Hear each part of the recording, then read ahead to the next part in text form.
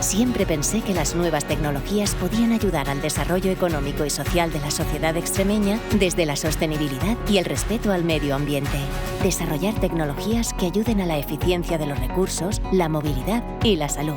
Algo que solo es posible desde la formación e inversión en centros tecnológicos que ayuden a las nuevas generaciones a fomentar un empleo competitivo y de calidad.